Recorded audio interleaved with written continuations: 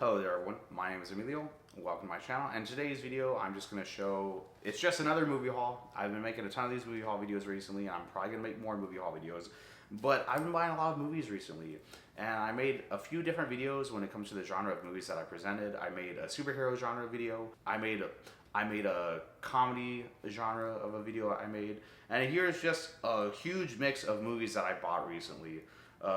A bunch of different genres, a bunch of different quality of movies. There's some movies that I've never seen before. Actually, no, I'm sorry. There's only one movie in this collection that I've never seen before.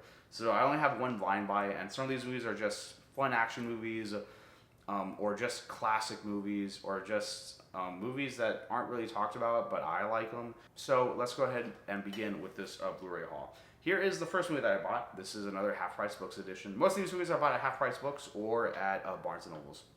But I found Edward Scissorhands for $6.99. Tim Burton is not personally one of my favorite filmmakers, but I love the era of Tim Burton from the 1980s and the 90s when he was making movies like, well, I love Batman and Batman Returns. Those are really good movies. I also really love Ed Wood, Pee-wee's Big Adventure or Pee-wee's Great Adventure. Really great, really fun movies, and I really like the tone and feel of Tim Burton's style from that era.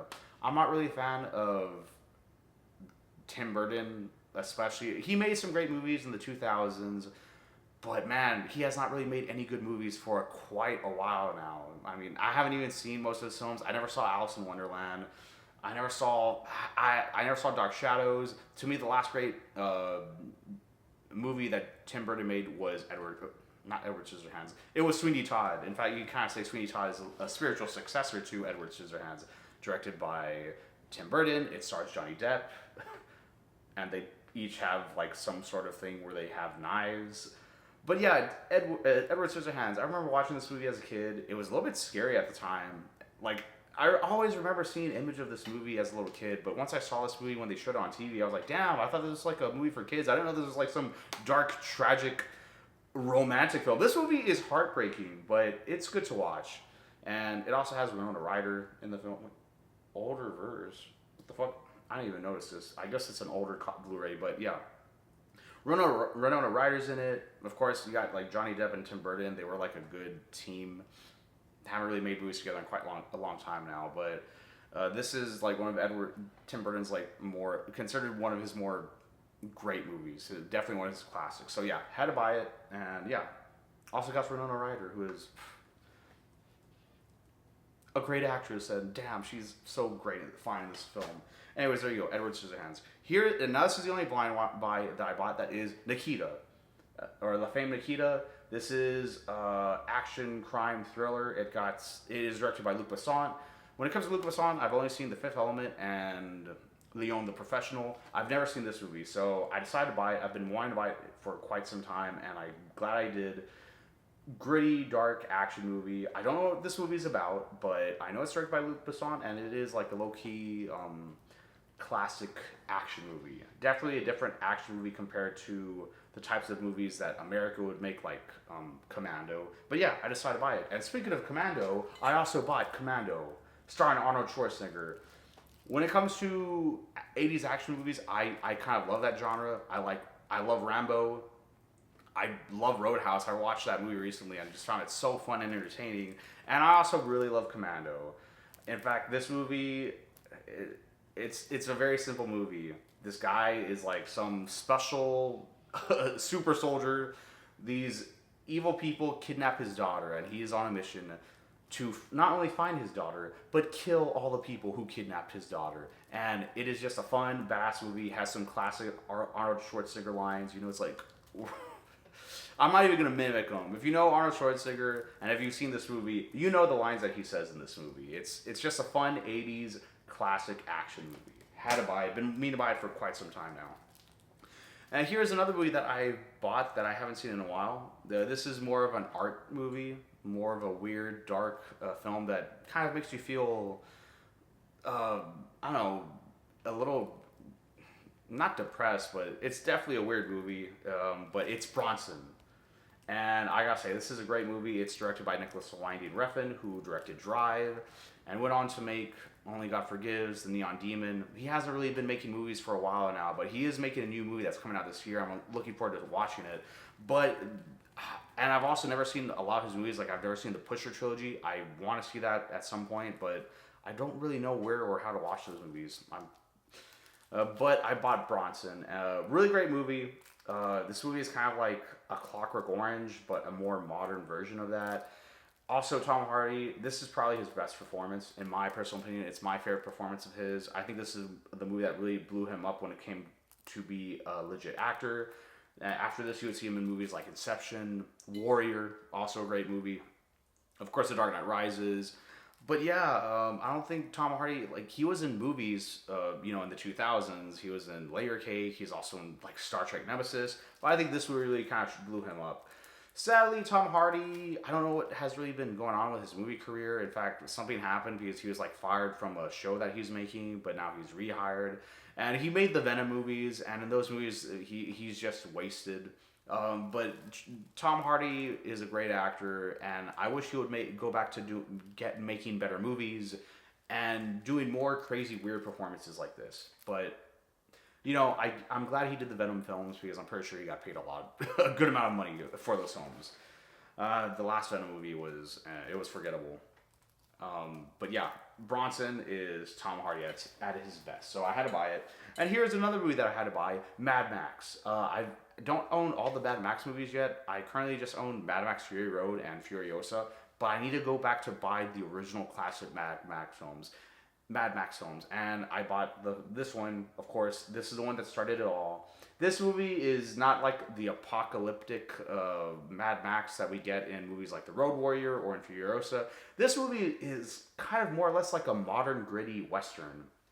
Only instead of horses, they're using cars or motorcycles. It's more of a just 70s Australian action thriller. It doesn't have the post-apocalyptic feel, but it just sets the stage for what is to come. And it's a really good movie. You got Mel Gibson as Mad Max. This is pretty much an origin story, because as a kid, I saw The Road Warrior first. And then I wanted to watch Mad Max. And Mad Max is basically like a whole origin story to how he became Mad Max, the character that we come to see in films like The Road Warrior, Mad Max Fury Road. Great movie. And I got the Shout Factory version, which is pretty badass. And it was only $7.49, so I'm really glad I bought it. Gonna buy the other movies pretty soon. And here are basically two other movies that I bought recently that is a part of a big, huge cinematic franchise, the Guardians of the Galaxy films. I don't own them at the moment, and I've been wanting to watch them again. The first Guardians of the Galaxy film, it's one of the more better Marvel films that have come out in the 2010s. This movie kind of just changed the game for Marvel. I think a lot of people don't really like Marvel because they're mostly known for being like for everyone. They have like humor that doesn't always land.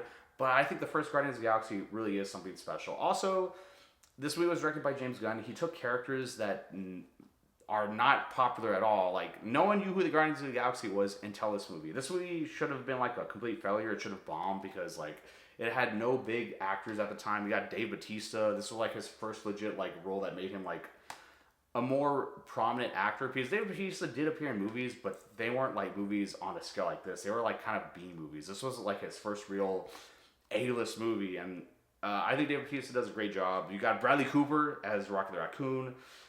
This is a movie that made Chris Pratt like an A-lister. Of course, you got Zoe Saldana as Warren. She always does a good job. Guardians of the Galaxy. I think it is kind of like one of the more like classic movies of the Marvel Cinematic Universe. And Guardians of the Galaxy Volume 2, which is a movie that when I first saw it, I wasn't really crazy. I mean, I like Guardians of the Galaxy Volume 2. When I first saw it, I was a little bit disappointed because I think some of the humor in this movie is just, it's the only thing that bothers me. One thing I like about that, one little small gripe I have about James Gunn is some of his humor. It's just too juvenile, and some of the humor doesn't land. But I gotta say, I love Guardians of the Galaxy 2 after rewatching it years and years and years. It's one of the best Marvel films, and I love how visually beautiful this movie is. I also love Kurt Russell as the villain in this movie. Yondu has a bigger role. And, Nebula who is just a generic villain in this movie. Nebula is also in this movie, and she has a great arc. Nebula is actually one of my favorite Marvel characters in the whole Marvel Cinematic franchise, and it all starts with Guardians of the Galaxy Volume 2. They really flesh out the characters and make them feel special. And yeah, Guardians of the Galaxy, they're fun movies. I don't own Guardians of the Galaxy Volume 3 yet. I'm probably going to buy the 4K online at some point. And here I also have, these are two just fun, dumb movies. Death Race. I remember watching this in the movie theater. When it comes to watching hard R action films, and also when it comes to action movies starring Jason Statham, I really like Death Race. I remember watching this in the movie theater and being very pleasantly surprised. It was fun. It was entertaining. It was violent. You also got Tyrese in the movie, who is like a very weird but interesting character. This is Tyrese. This is when Tyrese was like kind of like a hardcore, like he was like an actor that I kind of took seriously. My problem with Tyrese nowadays is that in the Fast and Furious franchise, they have just completely made him a complete joke in this movie, in the franchise. But he used to have some edge, and in Death Race, he has that edge. Death Race, if you are a fan of the Fast and Furious movies and you want to watch something that's like the Fast and Furious, but a little bit more hard R, darker, and edgier, watch Death Race. And I know they made like other movies that just went straight to DVD. I never saw them. This is a good one, and this is, in one of my opinions, one of Jason Statham's more underrated action movies. And I've never seen the Death Race film that came out in the 70s. And here's one final movie that I bought. It is a movie that I remember liking a lot, and I was actually really hyped for this movie when it came out. It came out in 2011, and it just kind of came and went. I guess the critics didn't like it, the movie also didn't do well financially. But it's Cowboys and Aliens. It got Harrison Ford, it got Daniel Craig as like these gunslingers. It's basically a classic Western, all right? You know, you got the man who goes into town. You have a bunch of people that go missing. Everyone's trying to search for them, kind of like the Searchers. I mean, it has all these cool Western elements, and it just has aliens as the villains. And it's directed by Jon Favreau, who made Iron Man. This movie was also produced by Steven Spielberg. It had a really big budget. It was an ambitious movie, and is the movie perfect? No. Like, I mean, Daniel Craig's character is kind of generic, and I don't know, the story is just maybe too simple, and I guess that's why the movie just didn't do well. But I kind of like this movie, and I've just been wanting to rewatch this film in quite some time. I haven't seen this movie ever since it actually came out in the movie theater. I always wanted to buy the DVD. I never did. I never saw the movie on streaming, and I've been wanting to revisit this movie. And anytime I go to Half Price Books, there's always a copy of Cowboys and Aliens out there. So I decided to buy it. It was only $7.49, and it comes with this cool slipcover. The DVD is in really good condition. It also stars Olivia Wilde. At the time, Olivia Wilde was like kind of like the next big thing. She was always like she was in this, and she was in Tron Legacy. So she was like that sci-fi action it girl. And then after that, her career kind of just disappeared. But now she's kind of reinventing herself recently. I know there's a lot of controversy with her and Jason Sudeikis, and now she's like a filmmaker. In fact, I know there's a movie that she's making. There's like 2 movies with her that are coming out pretty soon. So I wonder where Olivia Wilde's career will go. In fact, that's actually one criticism I have of this movie. I don't like what they do with her character. I don't like what they do with her at the very end of the movie. I won't spoil what happens, but I feel like Olivia Wilde is actually a really good actress, and she was actually wasted in this film. That's one major gripe I can say that I don't like about the movie. But yeah, Cowboys and Aliens. It's a movie called Cowboys and Aliens. It's a fucking. You're not supposed to take this shit that seriously. So yeah, I decided to buy it. I haven't seen the film since it came out, but I'm looking forward to watching it. Also, I have been watching a lot of westerns. I've been watching a lot of Clint Eastwood movies. Been meaning to watch a lot of other westerns like The Wild Bunch and Unforgiven. It's kind of cool when this is like the last western this was like the last mainstream western, and this was also a western that was trying to do something different. Sadly, the movie didn't do well, but I decided to buy it, and I'm kind of talking about this movie way too long. But anyways, yeah, there you go. Holy crap.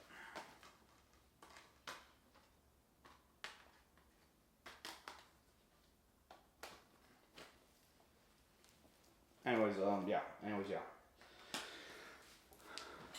So yeah, here's like a whole set of just random movies that I bought throughout the last few weeks. I keep saying that I'm gonna stop buying movies, but I don't. I'm kind of going through a physical media addiction phase right now, and I don't think it's gonna stop anytime soon. But anyways, that's kind of why I'm making multiple videos, so I don't worry about making a video every week. I think After this video, I'm going to start making different videos where I start talking about more about movies that I actually like and want to revisit and rewatch. I think I also want to start doing movie reviews. I've seen Disclosure Day, I've seen Backrooms, I just recently saw The Furious, and I want to talk about those movies. And I guess me talking about those movies and putting them on YouTube is a good way of expressing my opinion on those films. Should I get a letterbox? I don't know. I gotta end this video because I'm talking too much and my camera's about to die. These are the movies that I bought recently. If you made it to the end of this video, I guess thank you so much for watching, and yeah, have a great day, watch a movie, and have a good night.